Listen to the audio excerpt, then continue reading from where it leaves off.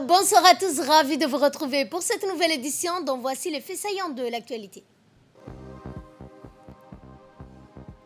Le chef de l'État Ismaël Omar Guelleh a atterri cet après-midi à Addis Abeba où il a pris part au sommet ordinaire de l'Union africaine. Et le premier vaccin ARN Messenger africain en phase de test, c'est son œuf. C'est ce que nous verrons en fin de journal. Bonsoir à tous et nous entamons ce journal, notamment pour aller à Addis Abeba où le chef de l'État Ismaël Omar Guelleh a atterri cet après-midi. Arrivé à l'aéroport international de Bolé, le président de la République Ismaël Omar Guelleh a été accueilli au tarmac par le ministre des Finances, M. Ahmed Shideh, avec tous les honneurs avant de s'entretenir avec le ministre en aparté. Ensuite, le président Ismaël Omar Guelleh s'est entretenu en tête-à-tête.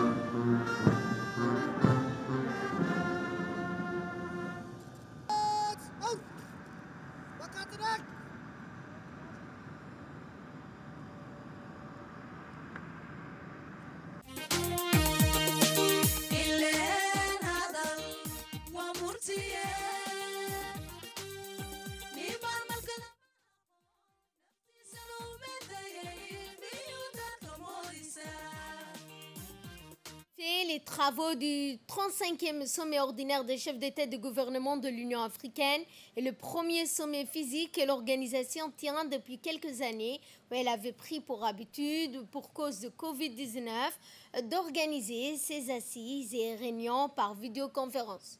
Si l'ordre du jour principal de cette réunion est dévolu à l'identification des stratégies intégrées visant à accroître le niveau de résilience de l'Afrique par rapport aux épreuves de grande ampleur dont la pandémie mondiale, les conséquences multiformes liées au changement climatique, plusieurs autres thématiques relevantes de l'actualité du continent seront également évoquées.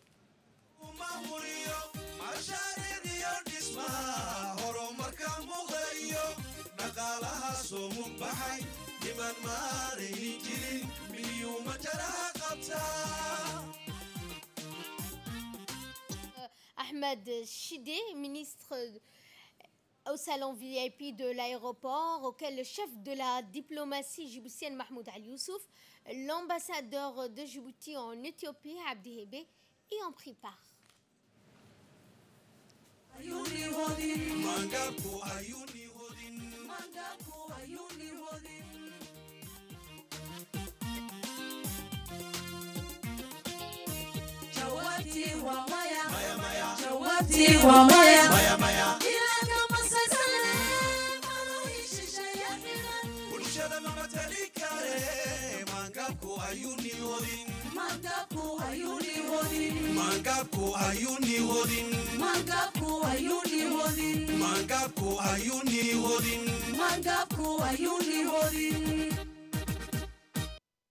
Ensuite, le chef de l'État Ismaël Omar Guelleh a pris part au 35e sommet des chefs d'État de gouvernement africains qui a ouvert aujourd'hui ses portes pour 2 jours au siège de l'Union africaine sous la présidence du président de la République démocratique du Congo et président en exercice de l'Union africaine, en présence du président de la Commission, Moussa Faki, les dirigeants africains qui se retrouvent à Addis Abeba pour la première fois physiquement. Rappelons que depuis 2 ans, pour cause de pandémie de Covid-19, ces réunions ont eu lieu que par vidéoconférence. Notre pays était représenté par le président Ismaël Omar Guelleh. Aussitôt, le président s'est rendu directement au siège de l'Union africaine. Durant ce sommet, des grands dossiers seront traités, dont notamment la réponse du continent face au fléau Covid-19, face également à l'augmentation des menaces à la sécurité, telles que la question du développement dans la transformation numérique, la santé. Après l'ouverture officielle par les dirigeants, les dirigeants ont pris ensemble la photo de famille officielle. Ils ont participé à une réunion ensuite à huis clos où une présentation a été faite sur la situation sécuritaire en Afrique. Des rapports portant sur des thèmes de la résilience du secteur du développement de base, sur notamment la transformation numérique et variée, seront présentés par les chefs d'État désignés aux dirigeants africains lors de la réunion qui s'est tenue à huis clos. La question de l'insuffisance des financements externes, la nécessité de trouver une nouvelle approche avec la mise en place d'un processus identique au plan Marshall sera au centre des échanges. Les dirigeants africains doivent prendre des décisions importantes pour l'avenir du continent africain.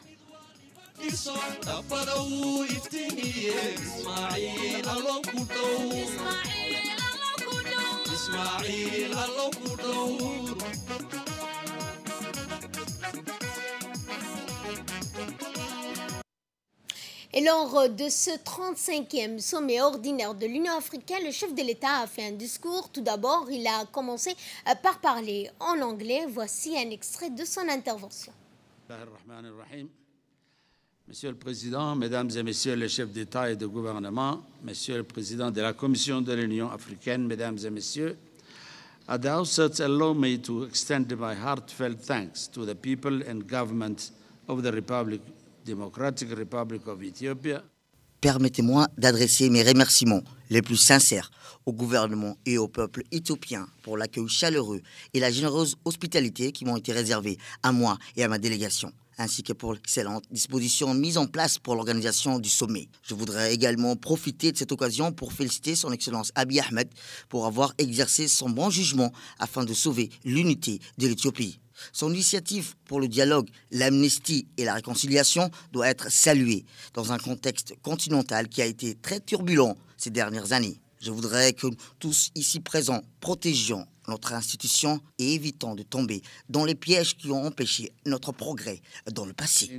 Quite turbulent over the past year. I would like to reiterate to all of us here that we need to protect our institutions and guard against falling back into the same pitfalls that have stalled our progress in the past.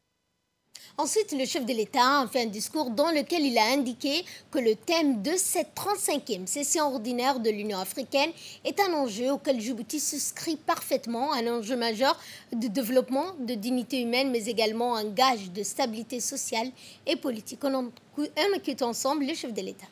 Monsieur le Président, j'aimerais vous adresser mes sincères félicitations pour votre élection à la tête de notre Union, confiant de votre capacité à diriger nos travaux avec diligence et efficacité. Je vous souhaite un plein succès dans l'accomplissement de cette lourde mission que nous vous avons confiée. Permettez-moi aussi de remercier le président Félix Tshisekedi, président de la RDC, qui a fait œuvre utile lors de sa présidence de l'Union. Je souhaiterais également avoir une pensée aux chefs d'État qui nous ont quittés. Le président Déby du Tchad, et le président Ibrahim Boubacar Keïta, paix à leurs âmes. Monsieur le Président, le thème de cette 35e session ordinaire de l'Union africaine est un enjeu auquel Djibouti souscrit parfaitement. Un enjeu majeur de développement, de dignité humaine, mais également un gage de stabilité sociale et politique. C'est dans cet esprit que nous avons, en plus des stratégies nationales mises en place au niveau continental, le PDDAA, Programme détaillé de développement de l'agriculture africaine à Maputo, en 2003, appuyé par la déclaration de Malabo en 2014. L'articulation entre la sécurité alimentaire et la résilience a également été transcrite au cœur de la stratégie régionale des pays de la Corne de l'Afrique en matière de réduction des risques, d'adaptation au changement climatique et de lutte contre l'insécurité alimentaire et la malnutrition.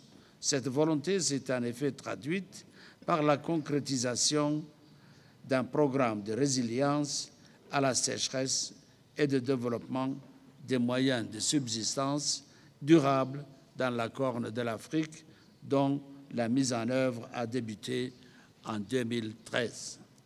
C'est dans cet esprit que Djibouti, profitant de la position stratégique, s'est engagé à abriter plusieurs institutions références internationales telles que le Centre régional d'exportation du bétail, accrédité par la FAO et l'OIE, en vue de l'exportation du bétail de la Corne de l'Afrique, notamment vers la péninsule arabique, le Laboratoire national d'analyse des aliments qui a récemment bénéficié de la certification ISO pour les normes internationales sanitaires pour l'importation des denrées alimentaires.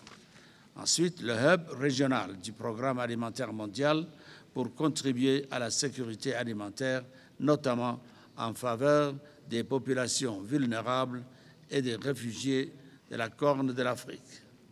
Monsieur le Président, malgré un contexte peu favorable au développement agricole, car caractérisé par une aridité et une sévérité des conditions climatiques, Djibouti a fait de la sécurité alimentaire et de la gestion de l'eau un axe prioritaire de la stratégie nationale de réduction de l'insécurité alimentaire et de la malnutrition.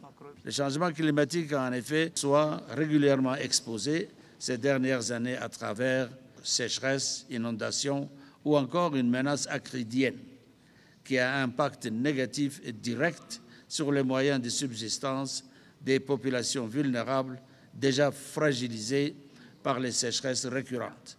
C'est pourquoi le gouvernement de Djibouti, au-delà des programmes d'urgence, s'est engagé depuis 2014, conformément à sa vision Djibouti 2035, à mettre en place des programmes et projets de soutien au secteur de l'agriculture, de l'élevage et de la pêche. Parmi ces mesures, nous pouvons mettre en exergue la gratuité de l'accès à l'eau potable pour les populations rurales et leurs cheptels, ou encore une politique de fixation des populations nomades autour des points d'eau à travers la mobilisation des eaux souterraines, des forages ou encore des barrages.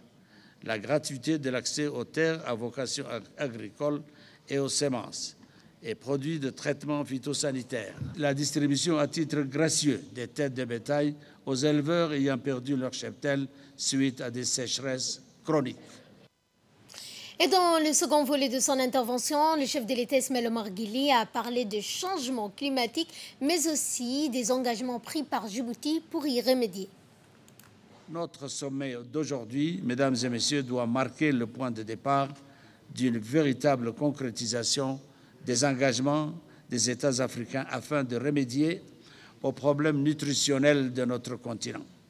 Notre ambition doit par conséquent se concentrer sur une action collective et une approche globale, intégrée, inclusive et ciblée. C'est pourquoi mon pays préconise un cadre d'action qui place la nutrition et la sécurité alimentaire au cœur du développement humain en créant un environnement porteur par la mise en place de systèmes alimentaires durables propres à garantir l'accès à une alimentation saine et diversifiée à toute personne vulnérable.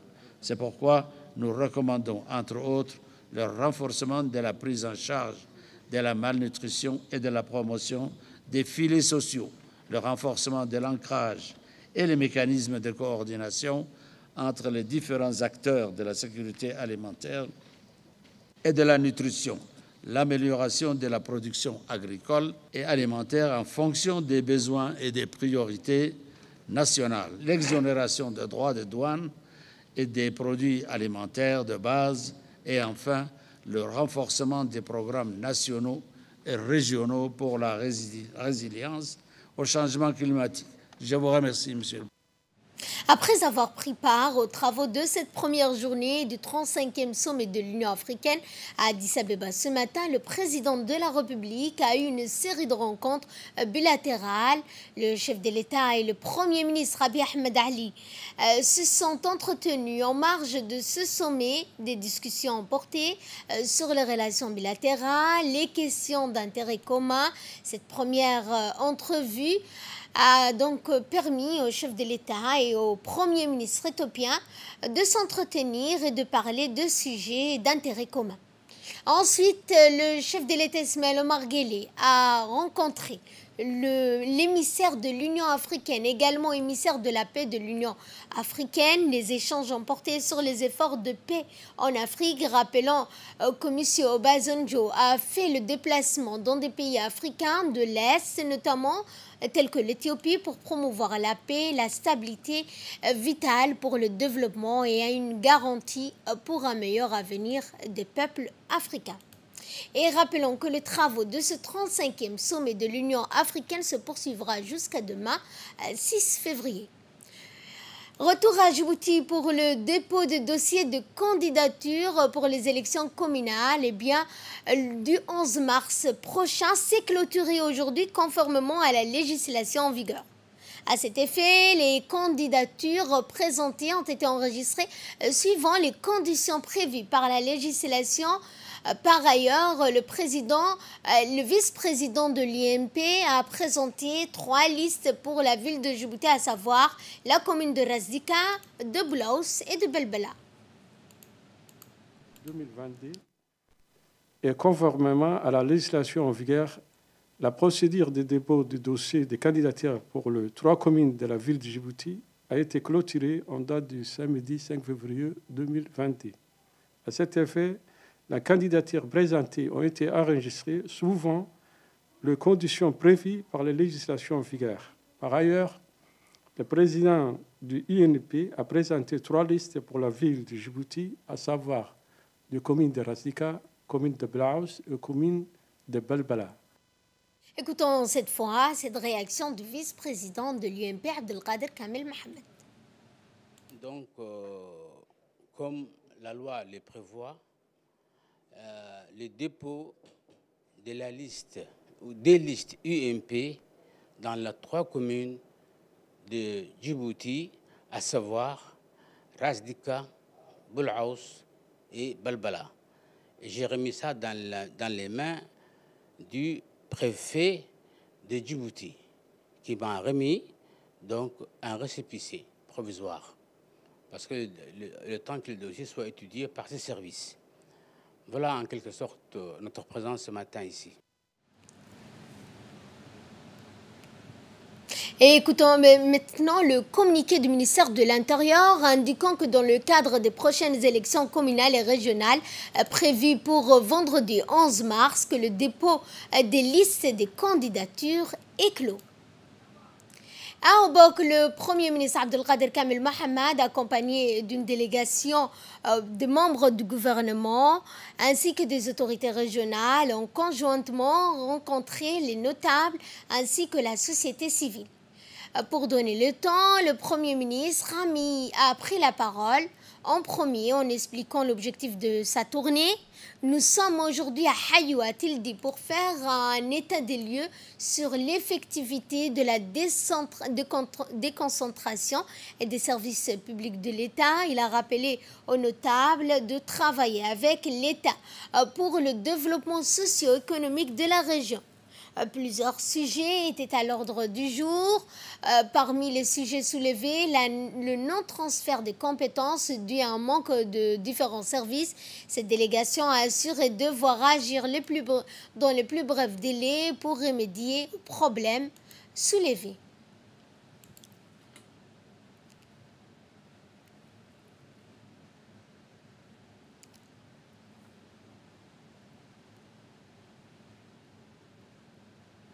Après la rencontre avec les notables et la société civile, le Premier ministre Abdelkader Kamel Mohamed, accompagné des membres du gouvernement, du secrétaire général à la primature, Naguib Abdallah Kamil, s'est rendu au quartier du chef-lieu de Fantahirou à la rencontre de la population.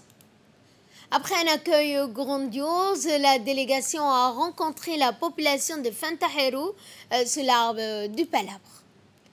Les habitants de Fantahirou ont également profité de cette rencontre pour exprimer leur doléance et partager avec la délégation les difficultés rencontrées dans leur quotidien ainsi que leurs attentes du gouvernement.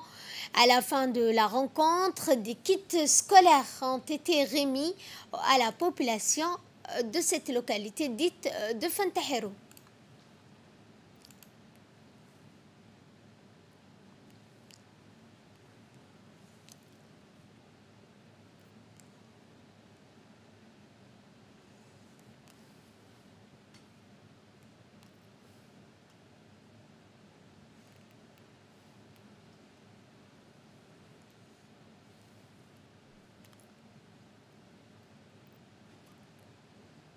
Toujours dans le cadre de son déplacement dans la région de Hayou, le Premier ministre Abdelkader Kamel Mohamed, accompagné des membres du gouvernement ainsi que du secrétaire général de la primature, se sont rendus dans la localité de Assassan. À leur arrivée, cette délégation a donc été accueillie par les notables, les habitants en grande pompe pour souhaiter notamment la bienvenue à cette délégation ministérielle.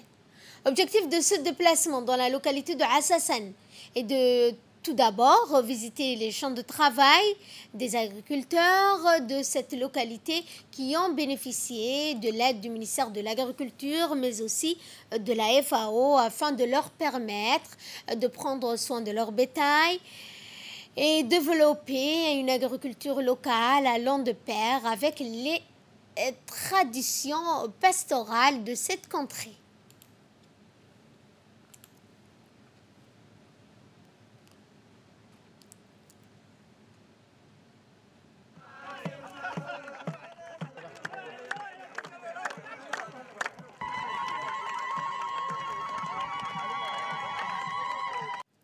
Ensuite, cette même délégation, accompagnée du Premier ministre, des membres du gouvernement, du secrétaire général de la primature, se sont rendus au périmètre agropastoral de Assassan.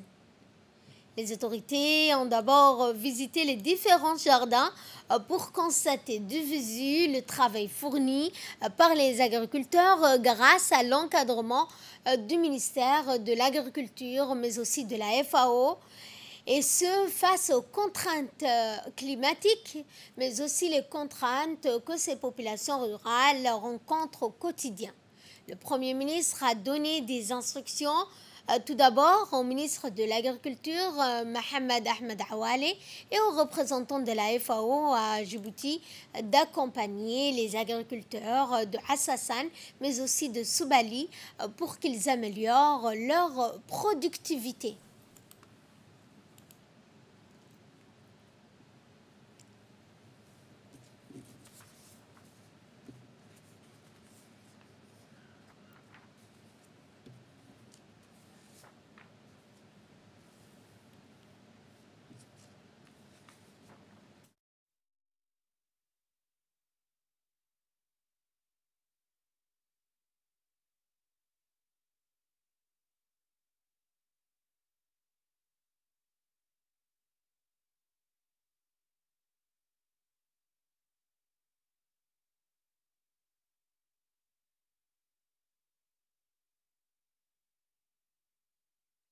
Actualité également, le ministre de Bien Warf, Moumen Hassan Barré, accompagné du ministre de la Santé, Dr Ahmed Roble Abdilé, du ministre du Budget, Ismaïl Ibrahim Roble, du ministre des Finances, M. Ilyas Moussa Dawale, ont procédé à l'inauguration de la mosquée Nourani à quartier 7, derrière Hôtel Day.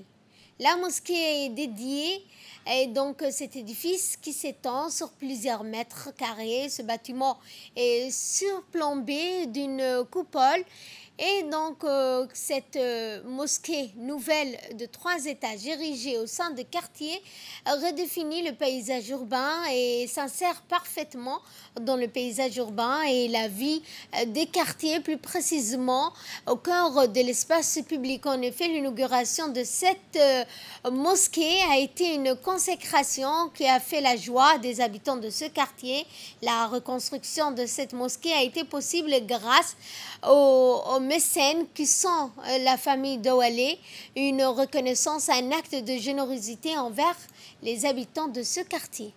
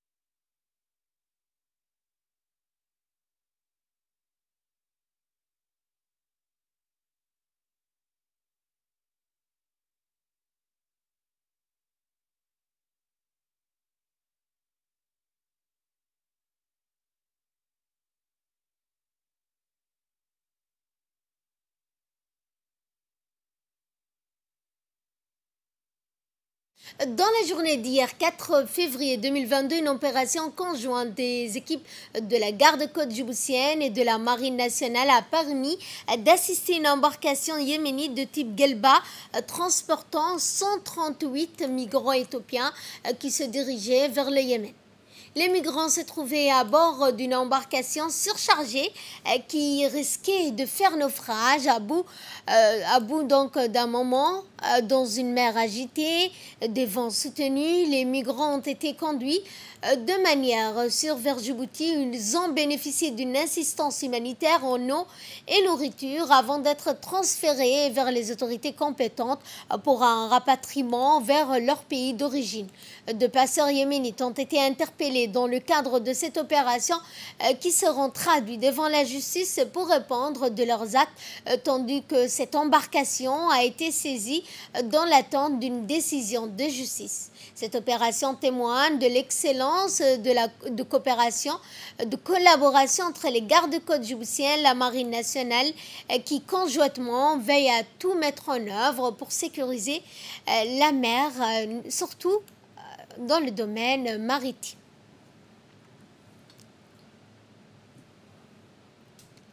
Et direction d'Ikil, où l'association Karma Karama a rendu jeudi 3 février visite aux femmes en couche au centre médico-hospitalier de Dikil. Accueillis par le médecin-chef de l'hôpital, Dr Abbas Omar Mohamed, et du gynécologue obstétricien, Dr Béa, le président de Karma Kara, M. Ali Alaf Mohamed et son équipe ont procédé à la distribution de kits d'habits neufs pour les mamans et les nouveau-nés. Lancée en 2020, l'association Karma Karan mène des activités caritatives dans toutes les localités de la région de Dikil pour améliorer les conditions de vie de nos concitoyens les plus nécessiteux, notamment des populations rurales.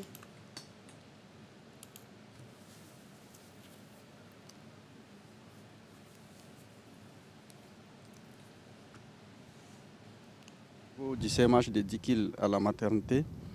Et nous remercions l'association Karmal qui a initié d'appuyer l'État pour sauver les femmes. L'État fait beaucoup de choses pour les gens ici. L'association Karmal qui a compris qu'il y a des femmes qui quittent les localités et qui ont des difficultés. Donc nous avons vu, l'association a bien vu d'appuyer ces femmes-là. Ils ont donné des kits pour qu'on puisse les aider pour prendre en charge les nouveau-nés et les femmes qui ont des difficultés. Donc nous remercions l'association Karmal pour cela. C'est ce qu'on veut. Tout le monde ne peut pas avoir les moyens. Ceux qui ont des difficultés, s'il y a des bonnes volontés qui viennent les appuyer, vraiment nous ne pouvons que remercier ces idées. Donc nous demandons à tout le monde de faire comme l'association Karmal, d'appuyer les pauvres qui n'ont pas les moyens pour qu'on puisse sauver les femmes et les nouveau-nés. Donc je remercie beaucoup tout le monde et les efforts des uns et des autres. International, nous allons parler du premier vaccin africain, ARN Messenger African, en phase de test. Eh bien, c'est une société d'Afrique du Sud qui a annoncé avoir fabriqué le premier vaccin d'ARN Messenger contre la Covid-19 sur le continent africain à l'aide du séquençage de Moderna qu'il sera prêt pour les essais cliniques en novembre. La société d'Afrique du Sud est dirigée par ce projet pilote soutenu par l'Organisation mondiale de la santé, l'OMS et l'initiative COVAX. Ces tests sur les animaux commenceront le mois prochain, mais les études sur les humains ne débuteront que vers novembre 2022. Fin de ce journal, merci à vous de nous avoir suivis et excellente soirée à toutes et à tous.